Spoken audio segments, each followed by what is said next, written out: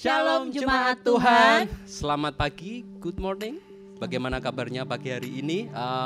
Kita di sini sedang bersiap-siap kita semua untuk sebentar lagi ibadah live streaming ya. Siapkan hati kita, siapkan roh kita untuk kita menyembah Tuhan, untuk kita memuji Tuhan dan mendengarkan firman. Oke, seperti biasa ada host kami yang baru di sini. Halo, saya Rifa Tampu Bolon. Oke, udah ya, kan kenalin yang baru doang. Oh iya. Oke, ada pengumuman apa Kak Rifa? Oke, tetap yang pertama kayak Yafet, kita akan mengingatkan kembali kepada Jemaat Father House Salatiga. Untuk yang pertama, tetap menaati anjuran atau himbauan dari pemerintah. Selain itu juga harus tetap stay at home dan jaga jarak. Berapa meter Kak? 1. Kita udah 1 meter belum? 95 cm aman. Kita geser lagi dikit, gak apa-apa ya? Oke, ibadah kita akan tetap berjalan seperti biasa ya, dengan streaming. Terus jangan lupa follow Instagram Father's House @FathersHouseCC. Oke. Cari langsung di Instagram langsung ada ya Kak ya? Langsung ada. Oke. Kemudian selanjutnya pemberitahuan atau informasi yang ketiga adalah ibadah online youth akan tetap streaming di hari Jumat. Jam berapa? Jam 7 malam. Sama ya Kak ya, linknya di Father House FHCC. Ya, sama. Pokoknya search aja di YouTube ya, pasti langsung ketemu. Ada.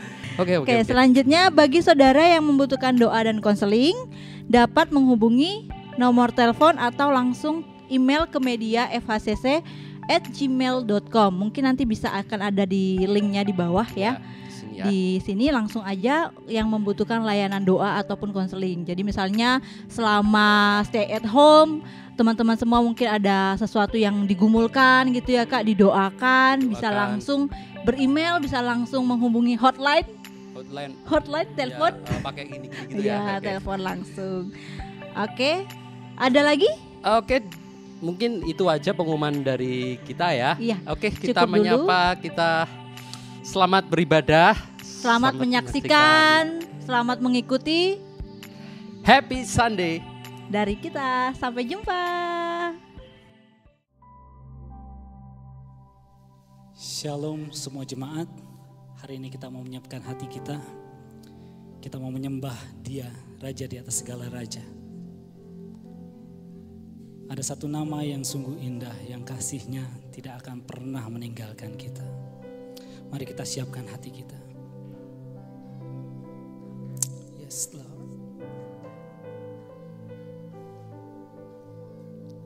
Terima kasih Tuhan.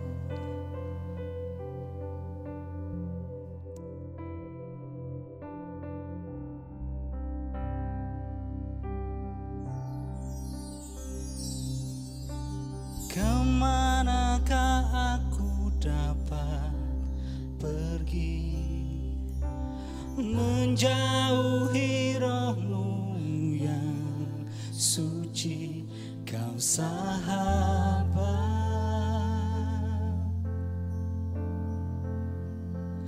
dan Kau dekat. Yes, God. Bahkan seluruh pengabdianku tak bisa membalas kesetiaan-Mu. Sungguh mulia dan berharga,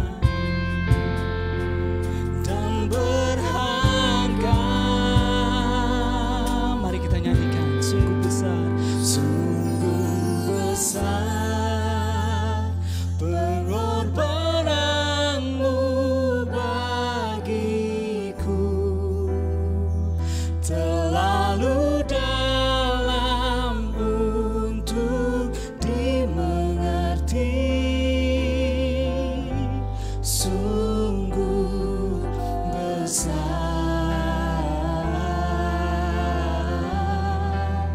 sungguh indah. Yes, Lord. Terima kasih Tuhan. Tak terselami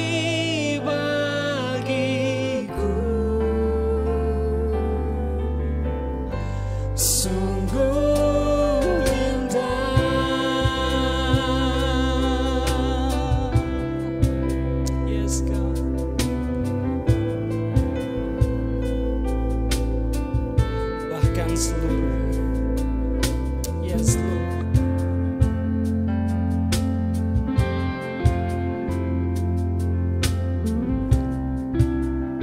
Mari jemaat nyanyikan bersama.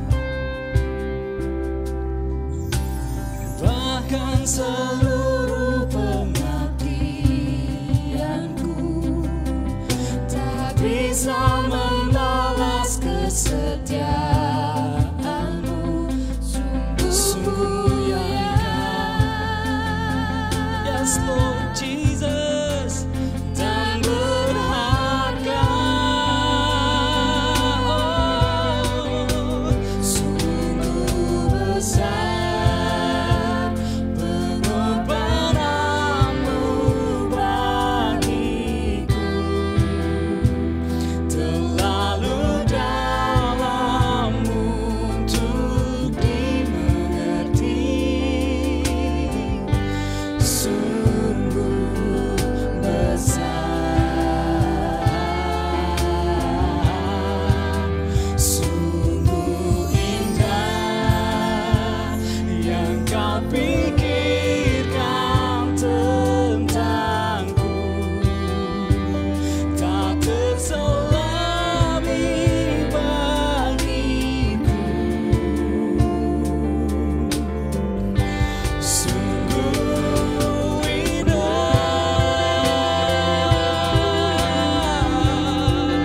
Jesus, Engkau sungguh indah Tuhan. Oh, apa yang Kau lakukan di atas kayu salib bagi kami itu indah. Oh Jesus, yeah. Mari kita semua menyembah Dia lebih dalam lagi.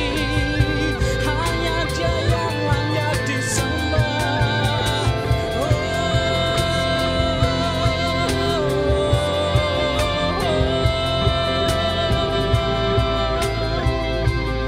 Jesus, Jesus, terima kasih Tuhan, terima kasih Yesus. Sungguh besar pengorbananmu bagiku, terlalu dalam untuk dimengerti. Sungguh besar. Mari jemaat semua. Sungguh indah, yes Lord Jesus, Engkau memikirkan kami, terlalu indah Tuhan. Sungguh indah, sungguh indah, sungguh besar Tuhan. Sungguh besar, yes Lord. Betul Tuhan, terlalu indah bagi kami. Dimengerti. Sungguh besar, sungguh indah yang Kau pikirkan tentangku, tak terselami bagiku. Katakan sungguh indah, sungguh indah, sungguh indah, sungguh indah.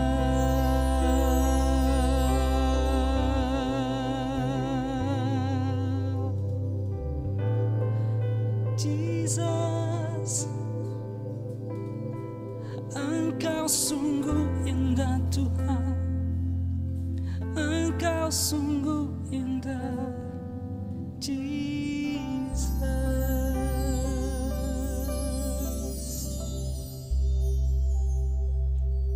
Saat ini kami siap untuk mendengarkan firman-Mu Bapa. Bukakan hati kami untuk dapat menerima kebenaran yang ingin Kau sampaikan. Tolong berkati hamba-Mu yang akan menyampaikan. Di dalam nama Yesus kami sudah berdoa.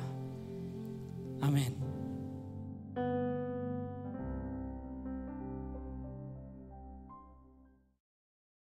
Saudara yang diberkati Tuhan, Shalom minggu ini. Senang sekali bisa jumpa lagi dengan saudara dimanapun saudara berada hari ini. Nah, minggu ini ada sebuah pesan dan janji Tuhan bagi saudara dan keluarga dan juga bagi bangsa kita Indonesia. Ada sebuah survei yang dilakukan tentang antara orang yang percaya kepada Tuhan dengan yang tidak percaya. Dan hasil survei ini agak sedikit miris mendengarnya. Kenapa? Karena hasil survei ini dikatakan begini, bahwa gereja atau orang Kristen itu hanya sedikit lebih baik. Sedikit lebih baik dibandingkan orang-orang yang tidak mengenal Yesus. Nah, ini menjadi sebuah koreksi, tentunya menjadi sebuah evaluasi bagi kita sebagai anak Tuhan, sebagai gereja yang ada di bangsa ini. Nah, Paulus sudah memperingatkan kita dalam Roma pasal yang ke-12 ayat yang kedua ketika dia berkata, jangan menjadi serupa dengan dunia ini, tapi berubahlah oleh pembaharuan budimu sehingga kamu dapat membedakan mana kehendak Allah, mana yang baik, mana yang berkenan, dan mana yang sempurna. Ini waktu dan hari di mana gereja Tuhan di bangsa ini tidak bisa cuma sekedar gereja itu sedikit lebih baik. Karena Alkitab menetapkan dan menentukan kita sebagai gereja untuk menjadi terang di tengah-tengah kegelapan. Ada sebuah lagu yang Glenn Fredly tulis. Saya ingat beberapa tahun lalu ketika kita ada konser ISRA Indonesia Sejahtera. Dia tulis lagu itu khusus buat konser itu. Ya, judulnya adalah Jadilah Terang. Jadilah terang, bukan di tempat yang terang. Lagu itu keren banget, ya. Jadilah terang, bukan di tempat yang terang, tapi di tempat yang gelap. Nah, inilah tujuan dan destiny gereja dalam sebuah bangsa. Dan tidak ada dalam waktu manapun dalam sejarah di mana gereja hari-hari ini punya peranan yang sangat strategis, peranan yang akan menentukan apakah bangsa kita Indonesia ini akan dibawa kepada perubahan seperti yang Tuhan inginkan, ataukah Indonesia mengalami perubahan yang justru mengalami sebuah kemunduran, atau bahkan mungkin side track, menyimpang dari maksud tujuan perubahan yang Tuhan inginkan buat bangsa kita. Ini waktunya. Gereja saat ini tidak dipanggil untuk menjadi hakim. Gereja, kita bukan hakim buat bangsa ini, tapi kita ditakdirkan hari-hari ini untuk menyuarakan suara kenabiannya Tuhan. Dan biasanya gereja itu bersuara ketika sesuatu terjadi. Ketika bencana terjadi, korupsi terjadi, kerusuhan terjadi, dan semua yang menjengkelkan bencana terjadi di sebuah bangsa, baru kemudian kita gereja bersuara. Bahkan ada banyak gereja yang kemudian yang menghakimi dan menjatuhkan sebuah judgment dan berkata bahwa oh, ini terjadi karena Tuhan marah, Tuhan menghukum bangsa, Tuhan menghukum saudara karena dosa-dosa. Itu sebabnya semua bencana ini terjadi dalam hidupmu atau dalam bangsamu.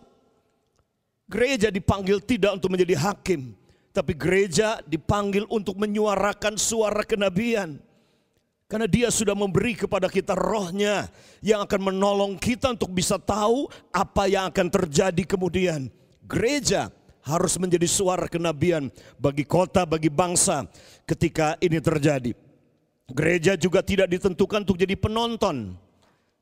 Bukan menonton di pinggir lapangan yang kemudian cuma bisa teriak-teriak mengkritisi, kemudian menghakimi dan mengkritik pelatihnya, mengkritik pemainnya, dan lebih parah lagi adalah kata-kata goblok, bodoh, keluar semua sumpah serapah itu.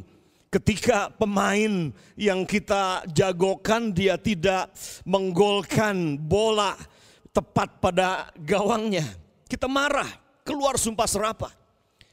Gereja tidak ditentukan untuk menjadi penonton, tapi kita harus jadi pemain dalam situasi kondisi bangsa kita hari ini. Bukan menonton di lapangan. Gereja tidak ditentukan untuk kita cuma sekedar jadi gereja yang reaktif. Banyak kali kita menjadi pemimpin yang reaktif, gereja yang reaktif. Ketika sesuatu terjadi baru kemudian kita bereaksi. Ya. Kata reaktif itu kata kuncinya ada pada kata aktif. Karena kata re itu kata penghubung, prefix ya dalam grammar bahasa Inggris. Ya itu berbicara tentang ketika kita ingin tahu kata reaktif itu maksudnya apa, artinya apa. Maka kita harus kembali kepada kata dasar utamanya itu kata aktif. Kenapa kita jadi gereja yang reaktif? Karena kita selama ini tidak menjadi gereja yang aktif. Kita reaktif. Nah Tuhan tidak ingin kita menjadi pribadi pemimpin gereja yang reaktif. Tapi Dia ingin kita menjadi gereja yang proaktif. Artinya proaktif adalah kita aktif tanpa harus menunggu sesuatu terjadi. Tidak perlu dulu ada sebuah undang-undang dari pemerintah yang mengharuskan kita melakukan sesuatu. Tapi kita proaktif bahkan sebelum ada aturan, sebelum ada perintah. Kenapa? Karena kita dituntun hidup kita oleh perintah yang lebih tinggi. Hukum yang harus memandu kehidupan kita itu bukan hukum dan undang-undang yang di luar pertama-tama. Tapi seharusnya adalah undang-undang kerajaan yang ada di dalam kita. Nah kita berkata bahwa hukum-hukum Tuhan itu ditulis di dalam roh saudara dan di dalam rohnya saya. Sehingga ketaatan kita, aktivitas kita itu didorong oleh sesuatu yang di dalam. Yuk jadi pribadi dan gereja yang proaktif. Bukan reaktif ketika sesuatu terjadi. Reaksi, memberikan reaksi, marah dan seterusnya. Gereja ditentukan saudara untuk menjadi terang dan menjadi garam dimanapun kita berada. Inilah jati diri kita. Gereja bukan menjadi bagian masalah dalam sebuah bangsa, tapi gereja menjadi solusi buat permasalahan bangsa. Gereja bukan bahkan gereja sendiri hidup di dalam kegelapan. Sehingga destiny Tuhan buat kita menjadi terang itu kita tidak laksanakan sebagai gereja. Sekali lagi ini waktu di mana gereja berfungsi berperan secara aktif bagi bangsa ini. Terlibat dalam perubahan yang Tuhan sedang kerjakan di bangsa ini. Kalau ada satu kata penting yang sedang terjadi lewat corona, wabah corona yang sedang menghantam bangsa kita, bahkan menghantam dunia adalah ini. Kita sedang ada dalam sebuah musim perubahan. Yang pasti musim perubahan ini, perubahan yang Dia inginkan adalah perubahan yang menuju kepada apa yang Tuhan telah tetapkan dan rencanakan bagi bangsa kita maupun buat hidup saudara.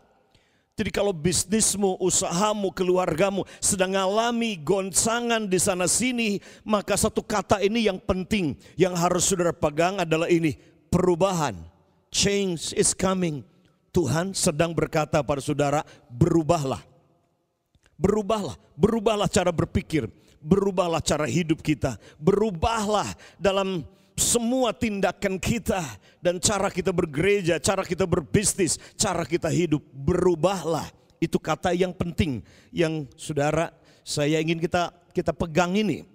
Dan yang lain adalah gereja bukan menjadi korban perubahan, tapi gereja harus menjadi agen perubahan.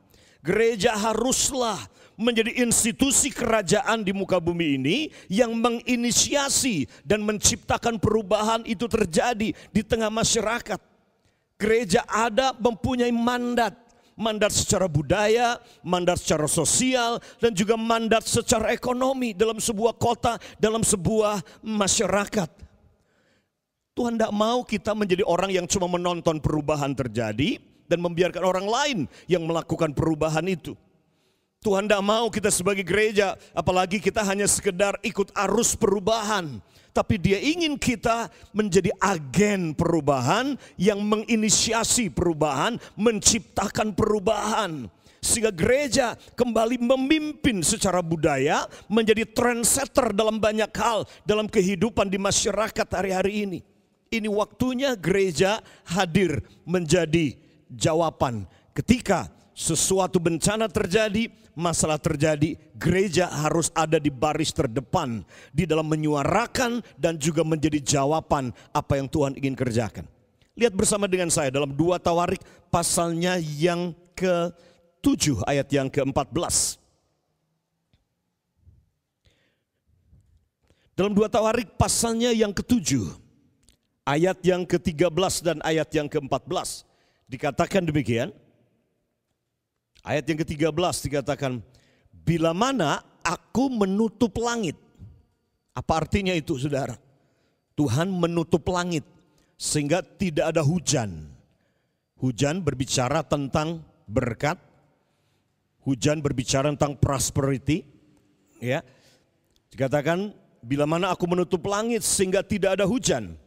Dan bila mana aku menyuruh belalang memakan habis hasil bumi. Dia berbicara tentang ekonomi yang hancur. Defisit perdagangan kita, pertanian kita hancur, ekonomi kita berantakan. Dan bila mana aku melepaskan penyakit sampar di antara umatku. Penyakit sampar, penyakit menular, wabah penyakit seperti yang sedang terjadi di ratusan negara hari ini. Corona yang sedang menghantam banyak negara. Dan kemudian ketika itu terjadi, solusinya apa? Solusinya adalah ini, ayatnya yang ke-14 dikatakan, dan umatku. Solusinya adalah umat Tuhan. Umatku yang atasnya namaku disebut. Wow. Saudara, kita sebagai orang yang percaya, kita punya status ini, kita punya gelar ini. Kita adalah umat Tuhan. Dan Tuhan menaruh namanya atas hidup kita. Ada meterai kepemilikan. Ada namaku kata Tuhan disebut. Sama seperti ketika saya punya anak. Anak saya kemudian bikin akte kelahiran ketika dia lahir. Dan secara otomatis anak saya Sasha Elisha Christy, dia pakai nama saya di belakangnya. Saputra. Demikian juga Lemuel Eliasap Saputra, di belakangnya pakai nama saya sebagai Bapak Saputra. Demikianlah ketika saudara percaya kepada Yesus, saudara menerima Dia sebagai Tuhan dalam hidup saudara. Saudara dibaptis di dalam namanya, itu sebabnya dikatakan bahwa solusi untuk apapun yang sedang terjadi hari ini adalah umatku yang dipanggil dengan namaku. Umat Tuhan yang dipanggil dengan namanya. Dan dikatakan, ada 4 hal yang kita sebagai umat Tuhan harus lakukan untuk menjadi jawaban bagi bangsa ini hari-hari ini. Umatku yang disebut, yang atasnya namaku disebut. Yang pertama, merendahkan diri. Kedua, berdoa. 3, mencari wajahku kata Tuhan. Dan yang keempat, lalu berbalik dari jalan-jalannya yang jahat. Maka ini yang Tuhan akan lakukan. Aku akan mendengar dari surga dan mengampuni dosa mereka, serta memulihkan negeri mereka. Tuhan ingin sembuhkan bangsa kita. Ketika Dia berkata di sini, serta memulihkan negeri mereka. Terjemahan bahasa Inggrisnya berkata, I will heal the land. Kata land itu saudara menunjuk kepada 3 hal. Yang pertama, land itu berbicara tentang tanah. Betul-betul tanah di mana kita injak ini, bumi ini. Tuhan ingin sembuhkan tanahnya. Tapi yang kedua, ketika Dia bicara tentang land, Dia berbicara tentang bangsa. Secara geografik, secara politik. Tuhan ingin sembuhkan Indonesia sebagai sebuah bangsa. Dari Sabang sampai Merauke. Tapi yang ketiga, kata land itu mempunyai pengertian masyarakat yang tinggal di dalamnya. Bicara tentang manusia yang tinggal di tanah ini, di bumi tercinta Indonesia ini. Jadi ketika Tuhan berkata, I will heal the land. Dia bicara tentang dia akan sembuhkan tanah kita. Tanah kita disembuhkan, artinya saudara, tanah kita akan menjadi tanah yang subur, menghasilkan, tambang-tambang boleh ditemukan, air tidak akan kekurangan, tanah kita disembuhkan. Pertanian kita yang sudah rusak, ekologi, lingkungan kita yang sudah berantakan oleh karena penebangan hutan, oleh karena pestisida, ya, pupuk-pupuk kimia yang telah merusak struktur tanah kita. Tuhan berkata bahwa aku akan sembuhkan tanah. Tapi yang kedua dia berkata aku akan sembuhkan bangsa secara nation, secara geografik, secara politik. Tuhan ingin sembuhkan. Tuhan adalah Tuhan yang menyembuhkan. Dia Jehovah Rapha. Dia bukan cuma ingin sembuhkan saudara tanah kita. Dia bukan cuma ingin sembuhkan bangsa kita sebagai sebuah bangsa, derajat bangsa ini yang terpuruk, terhina, malu. Tuhan ingin angkat derajat bangsa ini dan disembuhkan. Dan Alkitab berkata bahwa kebenaran itu yang meninggikan derajat sebuah bangsa. Saya percaya Indonesia, Tuhan punya rencana besar untuk memuliakan bangsa ini. Kita akan lihat setelah corona ini, karena Alkitab berjanji, dia berkata bahwa ada kemuliaan yang besar yang dia siapkan. Setelah penderitaan, setelah persoalan ujian corona ini, ada kemuliaan yang besar yang dia siapkan. Tapi yang ketiga saudara, Jehovah Rapha, Tuhan ingin menyembuhkan bukan cuma tanah, bicara tentang ekonominya, bukan cuma bangsa secara politik, tapi yang ketiga Tuhan ingin menyembuhkan manusianya. Sumber daya manusianya Tuhan ingin sembuhkan di Indonesia. Nah, ada 4 hal ini yang kita gereja harus secara aktif lakukan hari-hari ini. Kalau kita ingin melihat sekali lagi pemulihan bangsa ini terjadi, kesembuhan Indonesia terjadi, maka 4 hal ini yang Tuhan berkata yang kita harus lakukan. Yang pertama dikatakan umatku yang dipanggil dengan namaku merendahkan diri. Merendahkan diri. Kunci pemulihan, kunci kesembuhan, entah kesembuhan hubungan suami istri, entah kesembuhan sebuah kota, kesembuhan ekonomi saudara.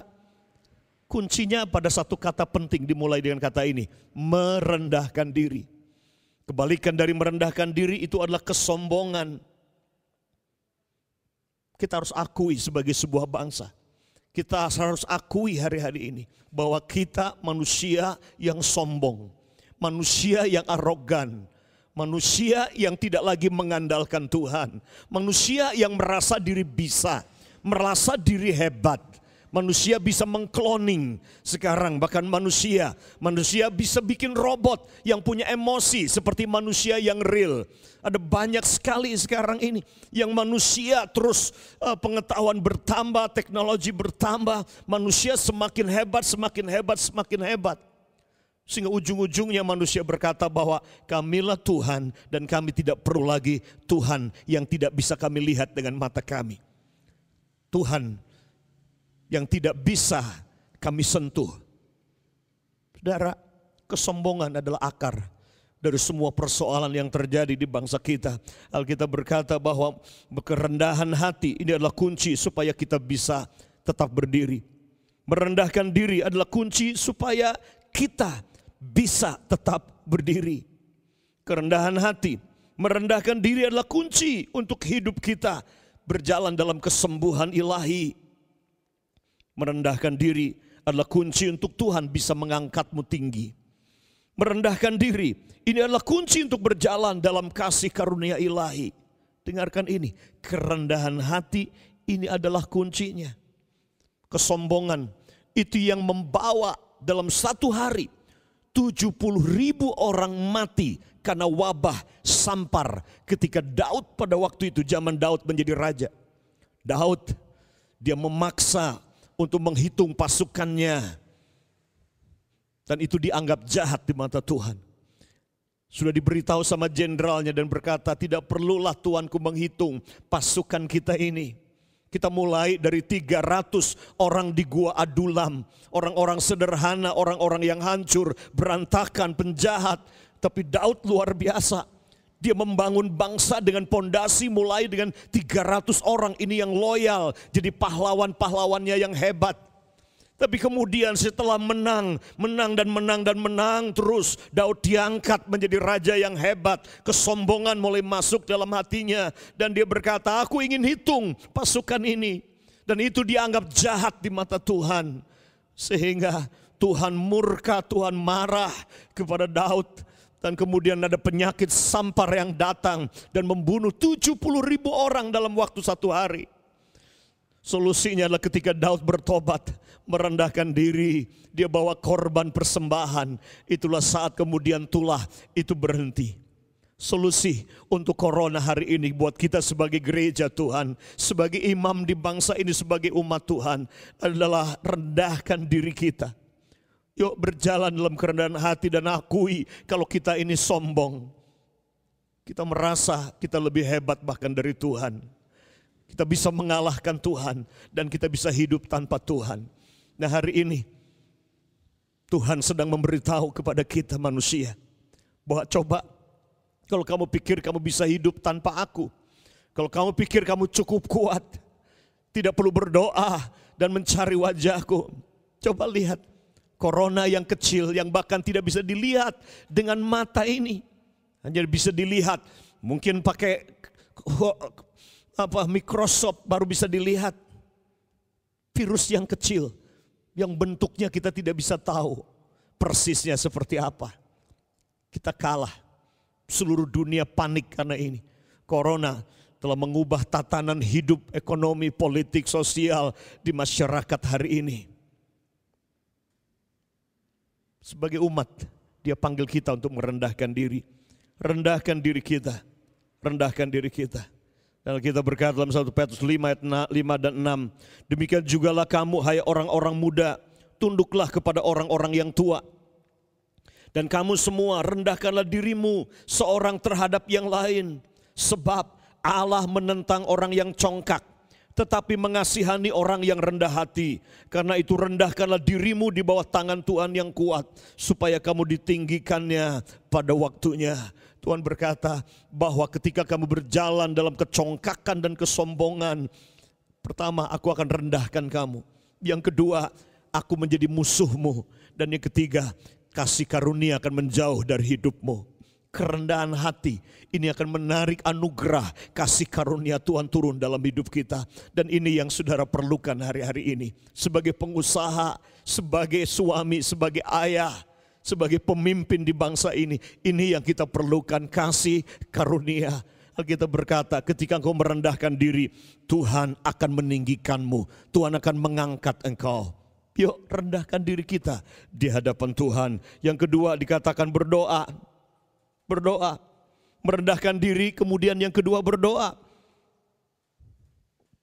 Yeskil 22 ayat 30-31 dikatakan, aku mencari di tengah-tengah mereka seorang. Enggak banyak, Tuhan mencari seorang yang hendak berdiri di tembok, mendirikan tembok, atau yang mempertahankan negeri itu di hadapanku, supaya jangan kumusnahkan, tetapi aku tidak menemuinya.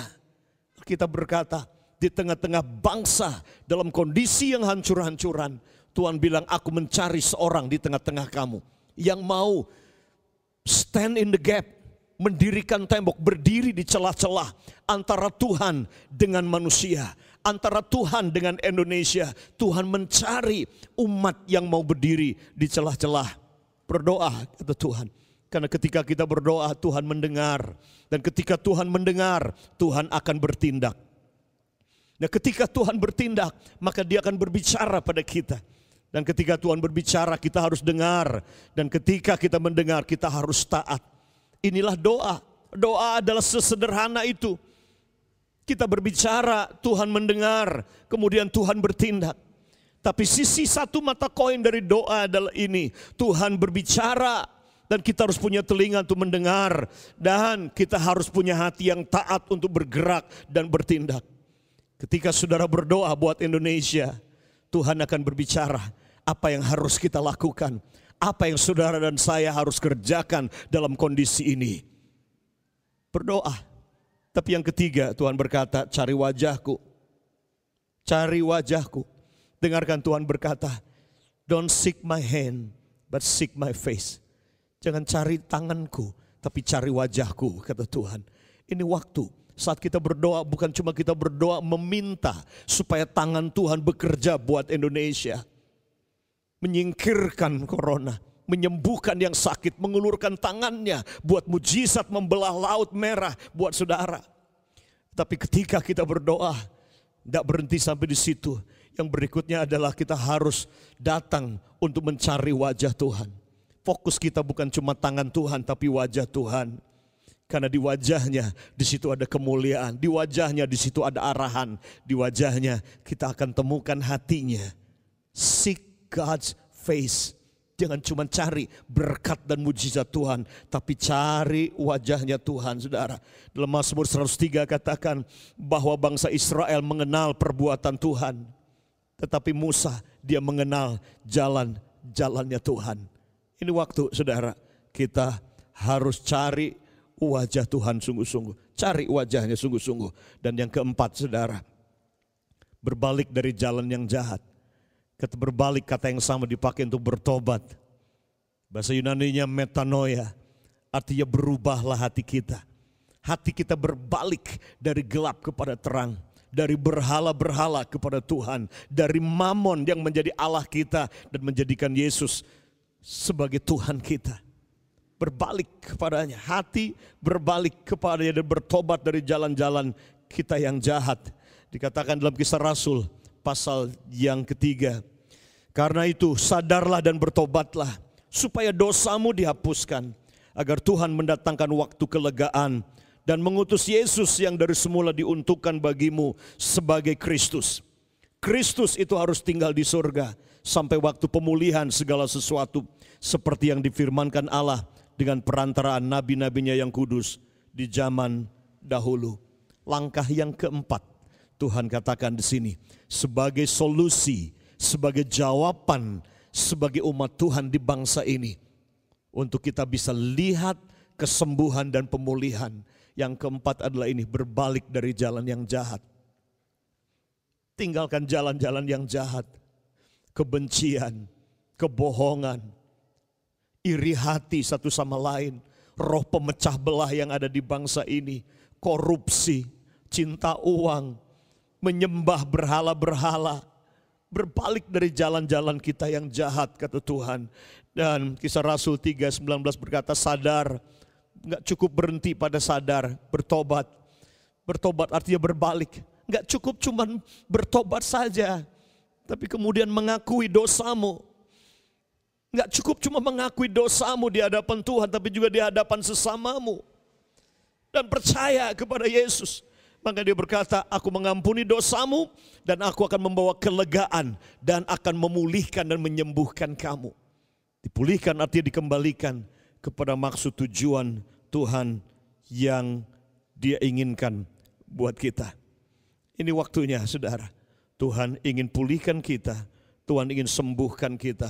Ini waktunya untuk kita sungguh-sungguh datang kepada Tuhan, merendahkan diri seperti apa yang Dia katakan di sini. Yuk rendahkan diri, datang kepadanya hari ini.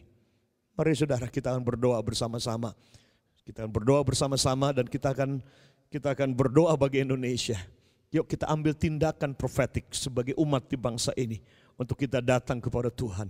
Datang dengan segenap hati, datang dengan hancur hati. Robek hatimu, bukan cuma pakaianmu.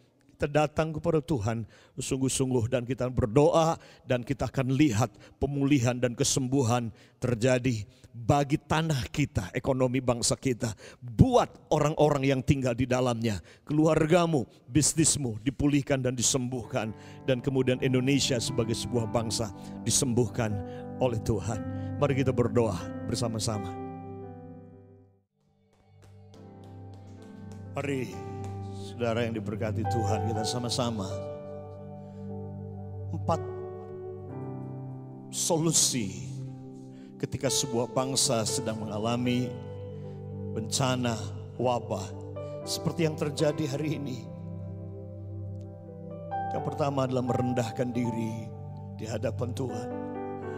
Akui kalau kita sombong, akui Karena kerendahan hati ini yang akan menarik anugerah turun bagi hidup kita, bagi keluarga kita, bahkan bagi bangsa kita. Kerendahan hati ini yang membuat Tuhan berkata, tanganku yang kuat akan meninggikan kamu. Tapi sebaliknya kesombongan, keangkuhan dan arogansi kita manusia yang berkata saya tidak perlu Tuhan, saya bisa tanpa Tuhan. Ini yang menghancurkan kita. Yuk datang berdoa. Tuhan mencari seorang yang mau berdiri, mendirikan tembok dan mempertahankan negeri ini di hadapannya. Jadi ketiga, Tuhan berkata, seek my face, cari wajahku. Jangan cuma cari tanganku saat-saat seperti ini, cari wajahku. Kan di wajahku di situ ada kemuliaanku, di wajahku di situ ada arahan. Tuhan ingin menuntun kita dengan matanya dan memberi kepada kita arahan apa yang harus kita lakukan sebagai gereja di bangsa ini. Tapi yang keempat adalah berbalik dari jalannya yang jahat. Berbalik dari jalan yang jahat. Yuk kita buka hati kita, robek hati kita di hadapan Tuhan. Yuk kita nyanyi sama-sama, kita sembah Dia. Manapun saudara berada, di ruang tamu, di perjalanan, yuk bawa hati saudara sama-sama bergabung dengan umat Tuhan di seluruh bangsa ini. Bergabung bersama-sama dengan seluruh orang-orang percaya di Sabang sampai Merauke yang sedang mendengarkan dan melihat live streaming ini hari ini, ibadah bersama-sama. Mari kita datang pada Tuhan. Kami umat-Mu rendahkan diri, sujud dan berdoa, mencari wajah-Mu, berbalik dari jalan kami yang jahat. Oleh anugerah-Mu, oleh anugerah-Mu, ampunilah.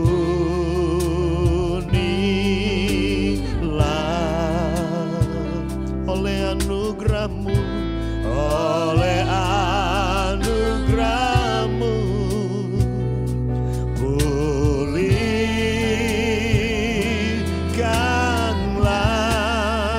Tuhan, pulihkan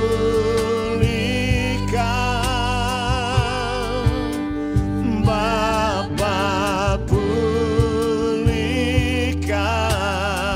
Kembalikan Indonesia kepadamu, kembalikan Indonesia kepadamu Tuhan, pulihkan, ampunilah bangsa kami dan pulihkan kembali negeri kami. Saya sudah dengarkan ini. Sekali lagi, apapun yang sedang saudara hadapi hari ini, jawabannya cuma 4 ini saja untuk saudara sembuh. Tuhan berkata, Tuhan janji, Dia berkata, I will heal the land, I will heal your family, I will heal your business, I will heal your nation. Aku akan sembuhkan keluargamu, aku akan sembuhkan pernikahanmu, aku akan sembuhkan bisnismu, aku akan sembuhkan kotamu, aku akan sembuhkan Indonesia. Saya tahu ada ramalan-ramalan yang mengerikan. Bukan cuma kita sedang ada pada krisis secara nasional, tapi kita juga sedang ada pada krisis global. Yang kalau ini terus berlanjut, sekali lagi akan menuntun kepada resesi, di mana semua stuck, semua mandek. Ekspor tidak bisa jalan, import tidak bisa jalan, produksi tidak bisa jalan, manufacturing tidak bisa jalan. Tapi 270 juta ini, mereka perlu makan, mereka perlu hidup sehari-hari. Kalau ini berlanjut, dari krisis menuntun kepada resesi, dari resesi akan menuntun kepada depresi. Dan ini yang mengerikan, saudara. Ketika sampai kepada depresi, tentunya kita tidak ingin terjadi Great Depression di bangsa ini, bahkan dunia. Karena itu akan menuntun kepada kriminalitas, anarkis. Ketika dunia dilanda oleh depresi secara global, manusia menjadi rentan, nalar tidak jalan. Karena stres, tingkat stres, depresi. Apapun saat ini saudara kondisimu, Tuhan ingin sembuhkan kita. Tuhan ingin sembuhkan sekali lagi hidupmu, hubunganmu, pernikahanmu, anak-anakmu, ekonomimu, hubunganmu dengan Tuhan. Tuhan ingin sembuhkan Indonesia. He want to heal a nation. Dan Tuhan ingin pakai saudara dan saya untuk membawa kesembuhan bagi bangsa. God want to use your life to bring healing, membawa kesembuhan ini. Yuk kita datang sekali lagi dengan hati hancur, berdoa cari wajah Tuhan dan berbalik dari jalan kita, minta pengampunan Tuhan. Yuk kita datang kepada Tuhan. Terima kasih Tuhan.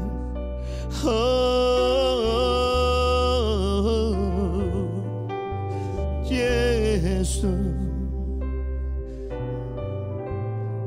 kami umat-Mu Tuhan, kami merendahkan diri datang kepadamu.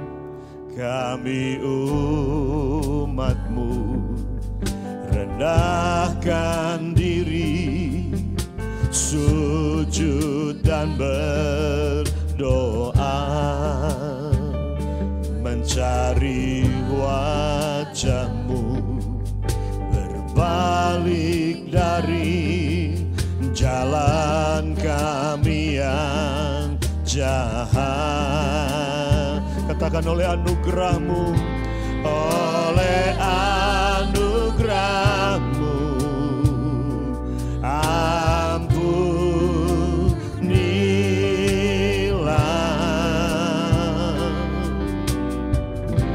Oleh anugerah-Mu,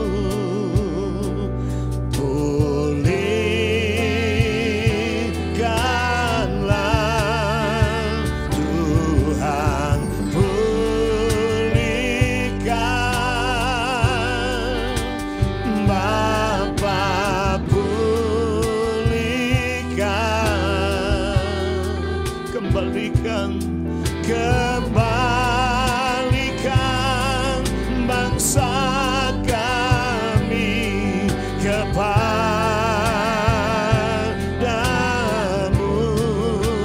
Tuhan. Pulihkan, ampunilah bangsa kami, dan pulihkan kembali negeri kami. Mari kita nyanyikan sungguh-sungguh. Tuhan pulihkan Indonesia, Tuhan pulihkan,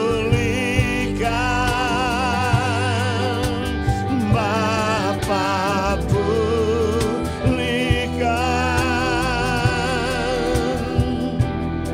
kembalikan bangsa kami kepadamu,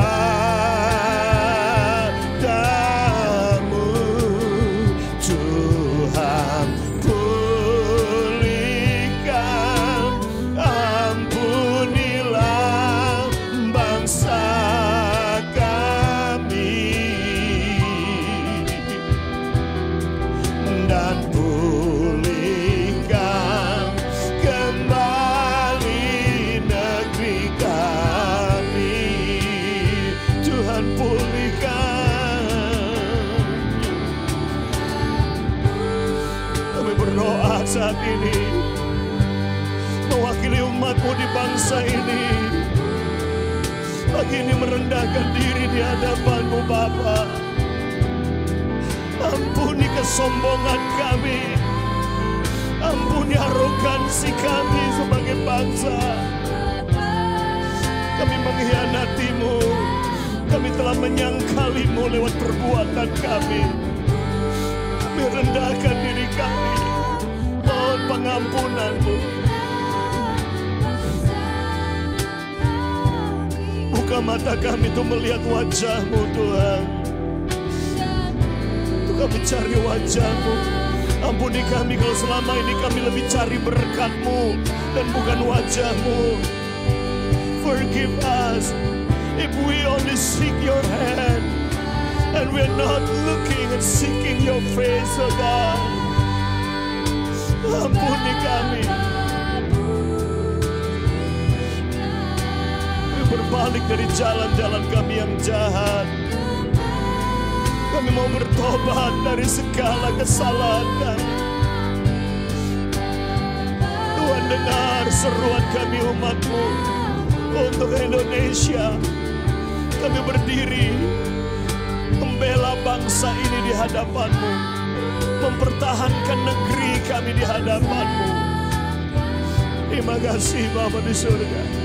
Terima kasih dan pulihkan kembali negeri kami. Mari kita nyanyikan sekali lagi. Tuhan pulihkan, Tuhan pulihkan, Bapa pulihkan, Bapa pulihkan,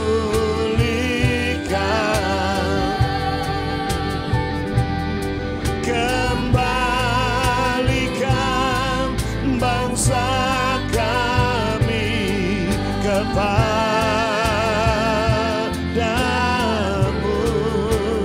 Tuhan pulihkan, ampunilah bangsa kami,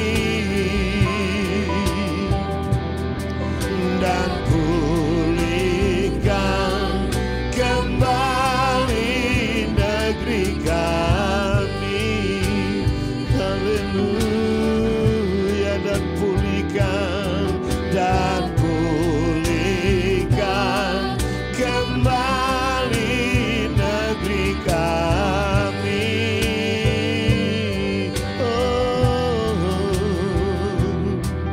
Dan pulihkan kembali negeri kami.